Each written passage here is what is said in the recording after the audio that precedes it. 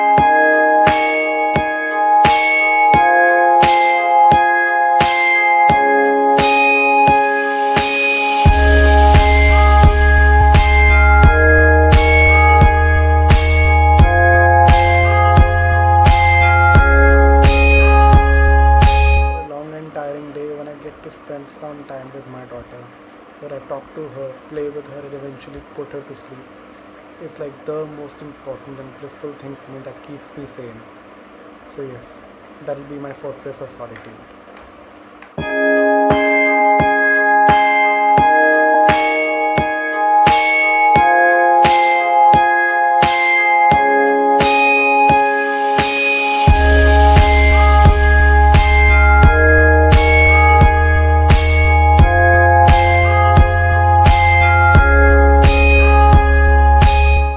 Mental health refers to a person's overall emotional, psychological, and social well being.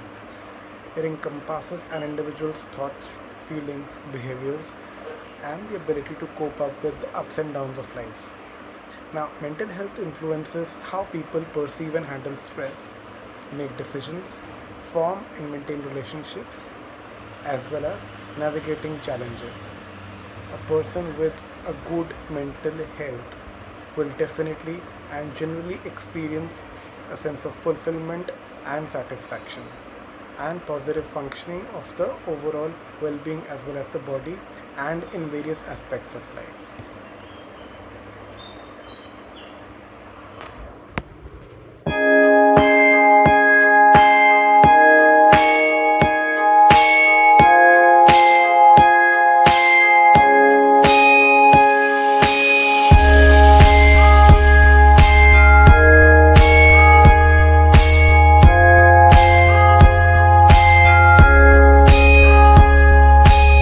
I prefer to stay in solitude and spend some time at peace with my own self.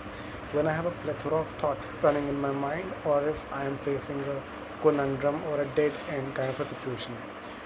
On such an occasion, I treat myself for a cup of coffee, take a walk barefoot on grass, or maybe go for a long drive.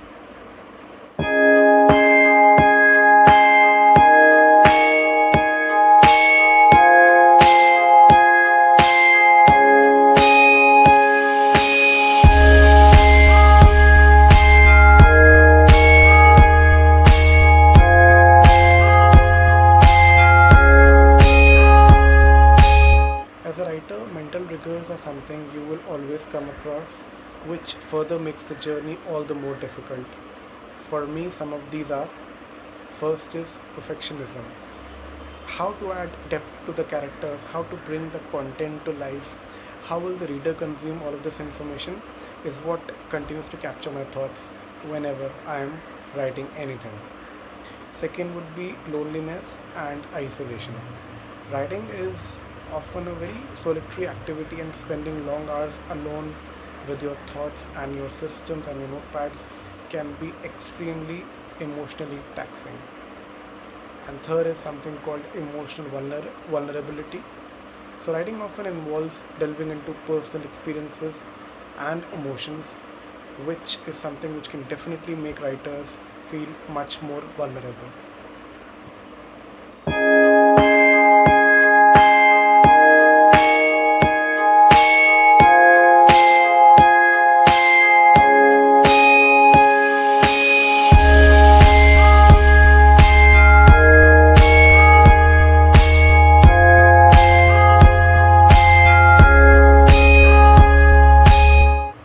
I do not try to multitask and perform one role at a time.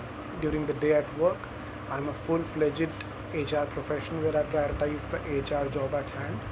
But after work hours is when I pick up writing, which is the ultimate salvation process for me. This is what defines me and has given me a solid identity besides being my professional one. So, yes, that's my process.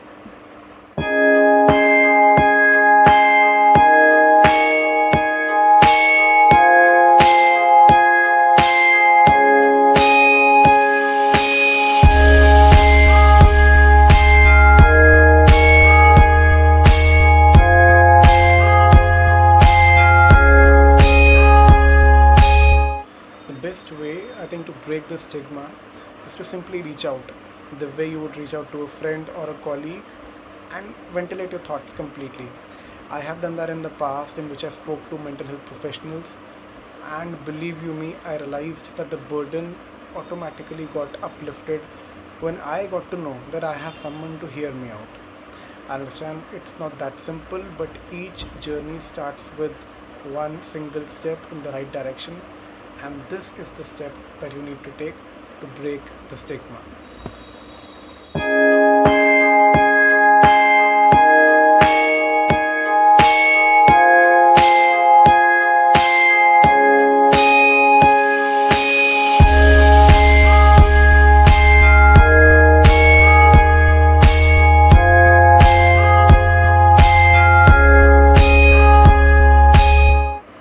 I am a writer and a blogger, and my objective with my writings has been to put forward relevant content for my audience from which they can have tangible and important takeaways.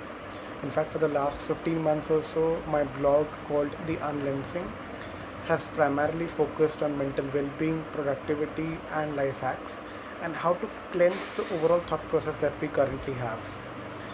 And based on all the different platforms, there's an organic following of 5,000 plus readers for my blog, and I believe personally I can tap into this network to spread the word on mental health and well-being.